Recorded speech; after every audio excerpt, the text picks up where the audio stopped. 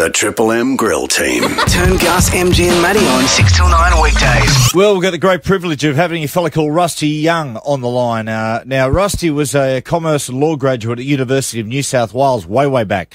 But he went on a backpacking mission across, a bit of a holiday across South America. And he did what a lot of young Australians and young people around the world do. They went on an illegal tour of a prison in Bolivia. Wow.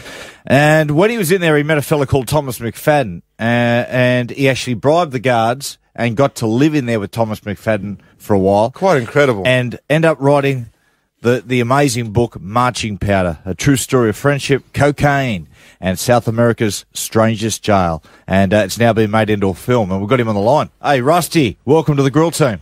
Matty, Gus and MG, thanks for having me on your show. Pleasure, buddy. Mate, it's a pleasure. Firstly, congratulations on the book. I read it about 5 or 6 years ago as I got tipped off about it by a number of people, and it was just absolutely sensational. And I suppose it's a book that's just totally changed your life.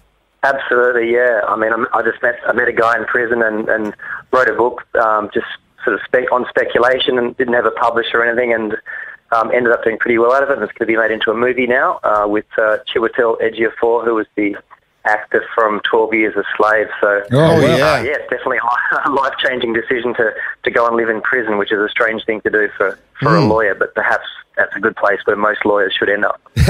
Now, mate, I'm a big fan of that TV show Banged Up Abroad, and mate, you see some of these South American prisons, and oh my God, but tell us about the notorious San Pedro Prison there in Bolivia. It must have been hardcore. It was actually a minimum security prison, but there was a lot of violence. It was listed in the Lonely Planet Guidebook as the world's most bizarre tourist attraction, and even though it was a fully functional prison for men, there were women and children actually living inside the prison, and cats and dogs. And the prisoners actually had to pay for their own prison cells, so sometimes up to $20,000 for a prison cell. And if you didn't have the money, you were sleeping outside.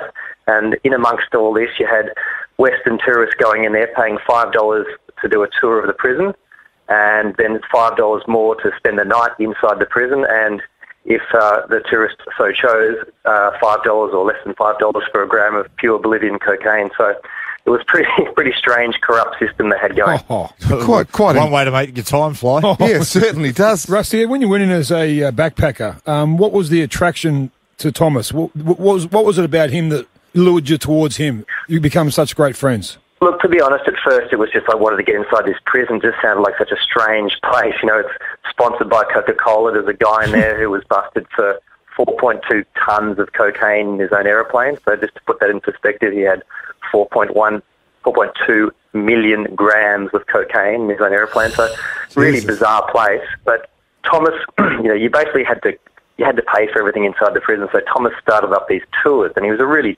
charming guy, and because he couldn't speak Spanish, he started inviting Western English-speaking tourists into the prison, showing them around, and he was a very charismatic guy who basically ended up running his own business inside this prison. So basically, it was like a functioning society within the prison. And Rusty, can you tell us what's some of the strangest things you saw inside the prison?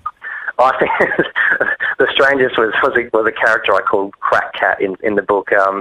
Basically, as I said before, there's kids in there, there's women in there, girlfriends, but there's also pets as well. So the inmates are allowed to have their own pets inside their prison cells, and some of them are addicted to smoking cocaine, and there's not much ventilation in some of these cells. So this one cat actually got really addicted to cocaine smoke, and so whenever the guy would sort of punch a cone of cocaine, the little cat would just come up onto his chest and just start breathing in the smoke. So that was pretty strange. Now, Thomas was in for trafficking. How long was he in prison for? And was he just caught up with the wrong sort of crew? No, look, I think he was a career criminal. He wasn't at all repentant. He didn't make any sort of real apologies or didn't have any great moral revelations when I was there as to the fact that he was doing any ill towards society. But he was done with 5 kilograms of cocaine, and he did a stint of about 5 years before he got out. So where are you now? Where are you now, Rusty? What are your movements now, buddy? I'm in Montenegro, which is part of the former Yugoslavia. Yep. Basically, it's not Australia and it's not winter. So you're happy. Good on you, mate. Thank you so much for joining us, Rusty. Really, really appreciate it, mate. And the book is just amazing. Marching Paddle. We'll put the details on our website. And congratulations on it being turned into a movie. We'll look forward to watching it. Thanks, Grillers. The Grill Team. Gus, MG, and Matty Johns. Triple M Breakfast.